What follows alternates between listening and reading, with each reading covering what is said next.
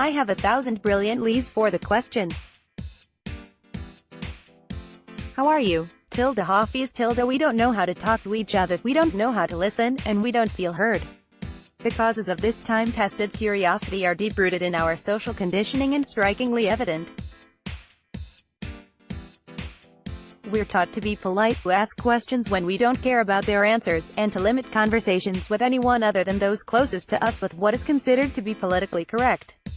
We're conditioned to talk about our pasts, our opinions, and our projections of the future, and to suppress our emotions, insecurities, and anything not normal. We've come to a point in existence where we can throw out and take in words without considering what we say and hear.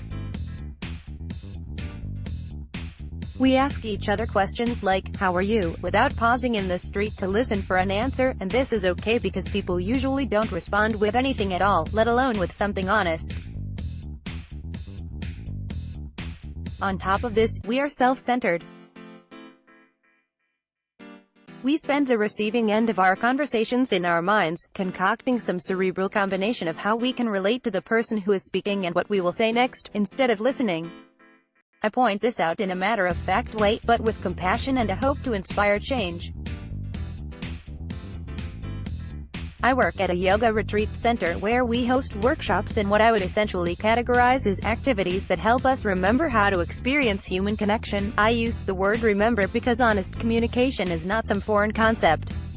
It's something we've all experienced before and something that, I'd argue, we all desire in our lives. On the schedule, these activities are more euphemistically named authentic relating, and include various exercises like active listening, eye-gazing, engaging in behaviors commonly deemed silly or embarrassing to break down barriers, and speaking honestly in a safe, judgment-free environment.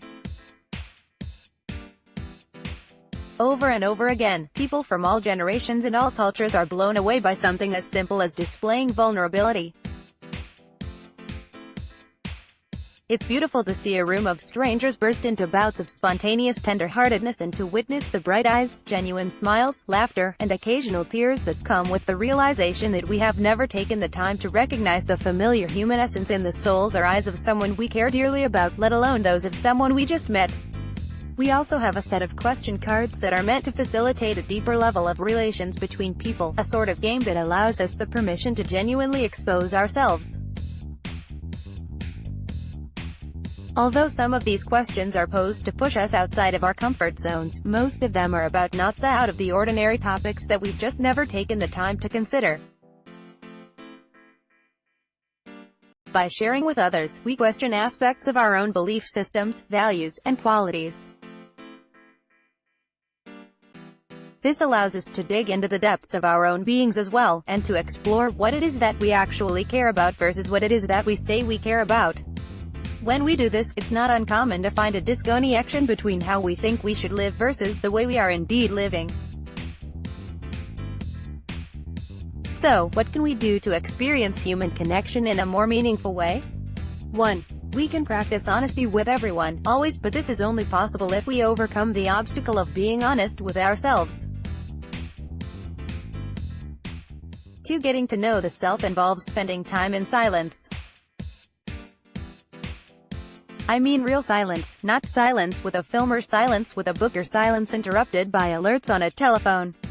I mean silence without words or labels, the kind of silence that some people spend their entire lives avoiding.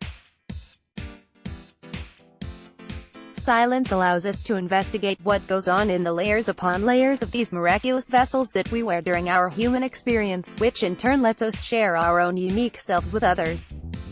Words can only take us so far, and silence helps us to put this into perspective. 3. We can be mindful of our words and the ways and depths in which we use them.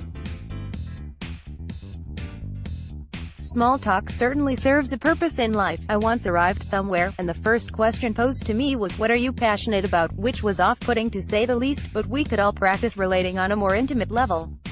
When we expose ourselves, our doubts, and our passions, we create space for others to do the same.